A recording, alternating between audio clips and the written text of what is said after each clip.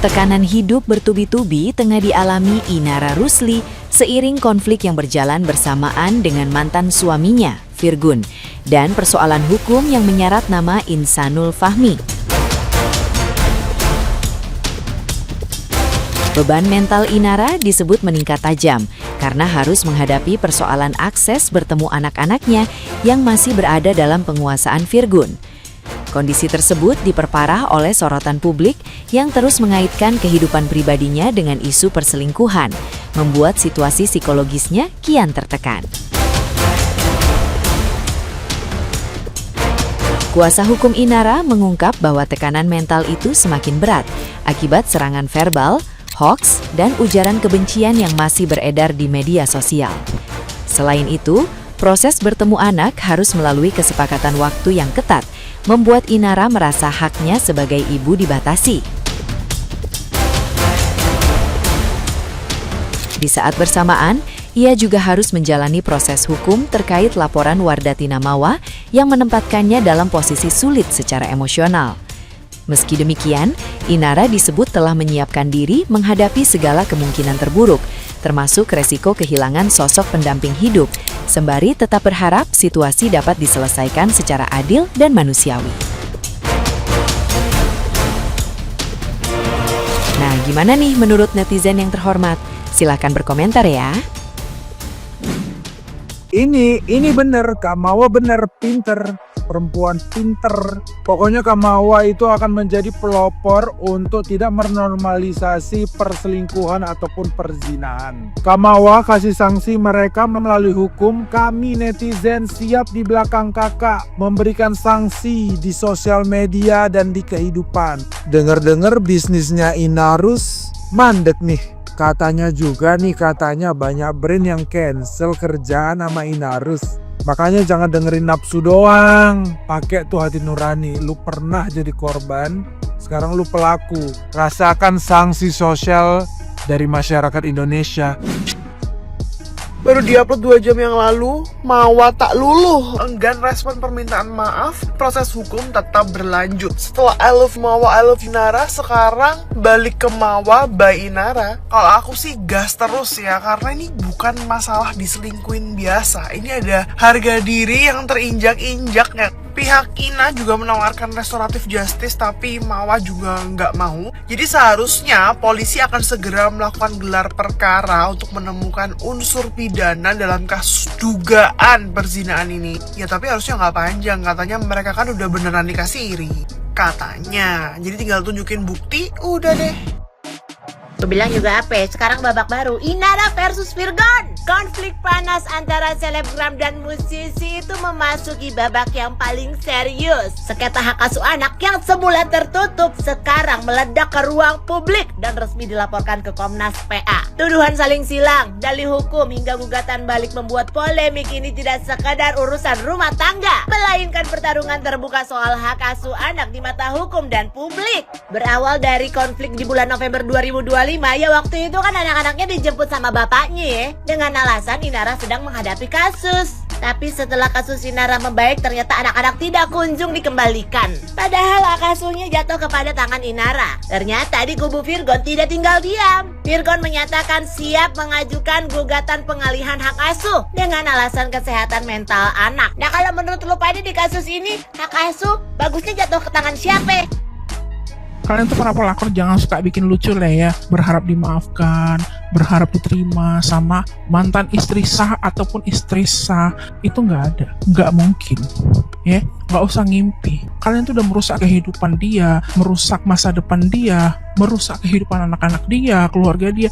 Terus kalian berharap gitu ya dimaafin gitu ya, berharap gitu ya diterima. Udah bisa. Jangan ngimpi, jangan terlalu tinggi hayalan kalian ya. Kalau kalian memang mendapatkan sanksi sosial karena perilaku kalian, ya terima aja. Itu kan konsekuensinya, ya kan? Tuhan itu kan maha pengampun, manusia juga harus mengampuni. Makanya kalau sebelum berbuat itu, pikir 1000 kali gitu loh, ya kan? Emang enak dapat sanksi sosial. Right from the open guys, Ianya dan Inul lagi. Copetnya sudah dipanggil atas tuduhan illegal access itu. Jadi awal mulanya tuh ART-nya curiga, kenapa di atas itu ada suara laki-laki asing. Selain suara laki-laki asing, dia juga mendengar suara aneh. Tapi anehnya kok sangat mencurigakan begitu. Berarti kan suara yang enak-enak sama suara tersakiti kan hampir mirip.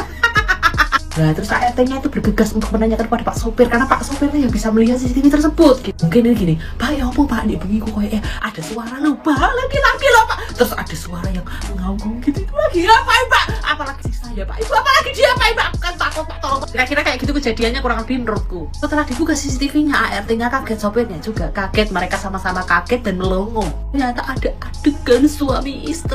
Mungkin mereka langsung berlanjut dengan lihat-lihatan, apa ini Pak? Gitu. Jelasannya baru sampai situ, tapi pertanyaanku tuh gini loh, kalau misalkan sudah nikah siri ya ibaratnya ada laki-laki ya dan dibilang asing toh ya kan sudah nikah, masa ART-nya nggak tahu apa itu ART baru yang sudah dia ganti lagi?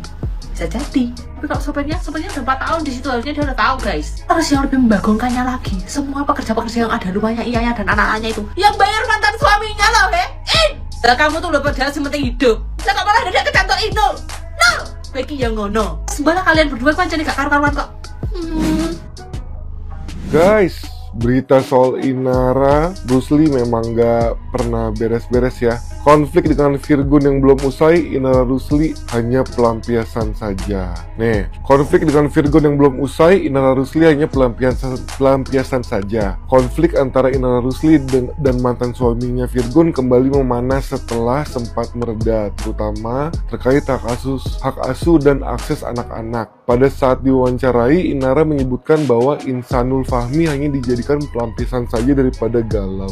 Waduh, keren juga ya. Jadi ternyata Abang Insanul cuman pelarian doang guys.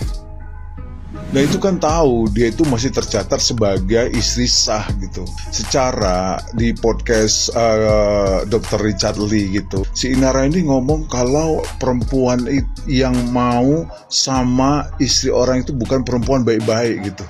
Ya, ini sebenarnya yang buat netizen tuh jadi makin kesal. Si Inara ini kemakan omongannya sendiri gitu. Ya mungkin kalau misalkan dia bukan atau tidak memberi statement yang seperti itu, mungkin tidak seperti ini, tidak seperti booming seperti ini gitulah berita si Inara ini. Tapi karena dia sudah ngomong seperti itu, kalau perempuan baik-baik tidak akan pernah mau nikah sama laki orang gitu ya, intinya begitu. Mungkin ini tidak terlalu viral seperti sekarang gitu, dan sekarang ini kan sampai saat ini masih itu aja diomongin netizen, masih itu aja yang diomongin media. Itu karena statementnya dia itu, dia salah sendiri. Makanya kok kalau ngomong tuh hati-hati Inara ya.